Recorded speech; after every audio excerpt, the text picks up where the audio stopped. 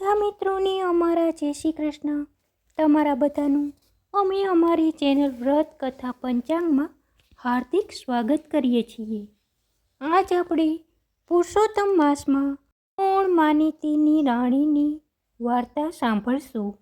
જો તમને અમારો આ વિડીયો પસંદ આવે તો તમે અમારા વિડીયોને લાઈક કરી, બીજા મિત્રો સાથે શેર કરી અને અમારી ચેનલને સબસ્ક્રાઈબ જરૂર કરી દેજો. કોણ માનીતી રાણીની વાર્તા આ પ્રમાણે છે. ચિત્રસેન રાજાની બે રાણી હતી. એક રાણી માનીતી હતી અને બીજી રાણી અણમાનીતી હતી. માનીતી રાણી એશ કરે અને અણમાનીતી રાણી ઠેબા ખાય. રાજા માનીતી રાણીને કદી બોલાવે નહીં. દાસી રોજ તેને જમવાનું આપી જાય અને અણમાનીતી રાણી તે ખાઈને પેટ ભરી લે. માનીતી રાણી રૂપનો અંબર, જાણે કાચની પૂતળી હોય તેવો તેનો દેખાવ હતો, જ્યારે અણમાનીતી રાણીનો દેખાવ સામાન્ય હતો.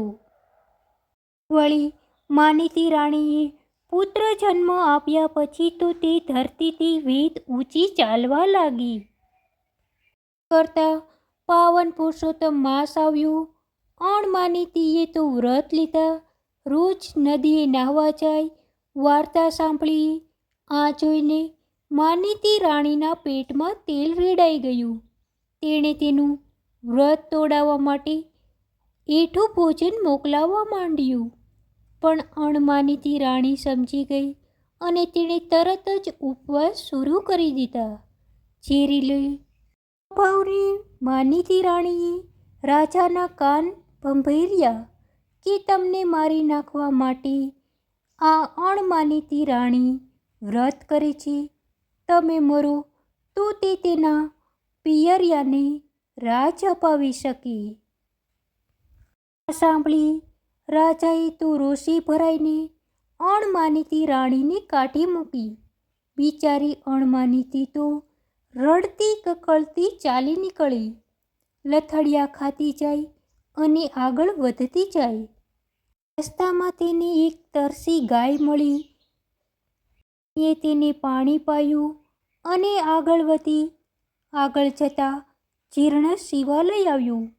રાણીએ ત્યાં વાળી ચોળીને ચોખ્ખું ચણા કરી નાખ્યું. જળ લઈને શિવજીને ચડાવ્યું. આગળ જતાં બે નાગ એકબીજાના પ્રાણના તરસ્યા હોય તેમ લડતા હતા. રાણીએ બંનેને સમજાવીને શાંત કર્યા. પછી આગળ વધી અન્નજળ લીધા વગર 7 દિવસ સુધી તે ચાલતી રહી.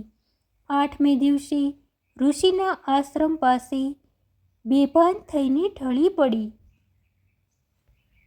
દયાળુ હતા.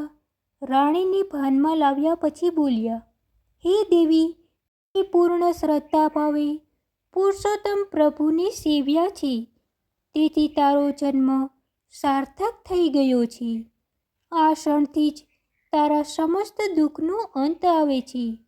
તું મહેલે પાછી જા. વ્રતના પ્રતાપે તારી કાયા કંચન વર્ણી થશે. તારી કુખે દેવ જેવો પુત્ર જન્મશે, જે તારી કીર્તિ વધારશે. અંતકાળે તું વૈકુંઠ પામીશ. આ સાંભળી રાણી પાછી મહેલે જવા માટે નીકળી ગઈ. રાણી પાછી ફરતી હતી ત્યારે રસ્તામાં પહેલા બે નાગ મળ્યા. એને બહેન કહીને બોલાવી અને ધનના 7 ગાડા આપ્યા. આગળ જતાં શિવાલય આવ્યું. શિવજીએ પ્રસાદ આપ્યો. પ્રસાદ લેતા જ રાણીની કાયા કંચન વર્ણી થઈ ગઈ અને સૂર્યચંદ્ર જેવા તેજ મળ્યા. આગળ જતાં ગાય મળી. ગાયે દૂધનો અક્ષય કળશ આપતા કહ્યું કે હે રાણી, તે મારી તરસ છીપાવી છે. હું તને આ કળશ આપું છું. એમાંથી મોં માંગ્યા મિષ્ટાન મળશે. નગર દરવાજે ગાયોનું ગોવાળ મળ્યું. એ અણમાનીતી રાણીને જોઈ અને જઈને રાજા રાણીને સમાચાર આપ્યા. પુરુષોત્તમ પ્રભુએ રાજા રાણીનું હૃદય પલટાવી નાખ્યું હતું. એટલા માટે અણમાનીતી રાણીનું વાંચતે ગાજતે સામૈયું કર્યું અને રાણીનો દરજ્જો આપ્યો. સમય જતાં રાણીએ પુત્ર જન્મ આપ્યો. જીવનભર સુખ ભોગવીને રાણી અંતકાળે સદહે સ્વર્ગે ગઈ. હે પૂર્ણ પુરુષોત્તમ પ્રભુ, તમે જેવા અણમાનીતી રાણીને ફળ્યા તેવા સૌને ફળજો. પુરુષોત્તમ મહિનામાં વ્રત કરનાર, વાર્તા વાંચનાર, વાર્તા સાંભળનાર સૌના દુઃખ હરી લેજો. સૌની મનોકામના પૂર્ણ કરજો.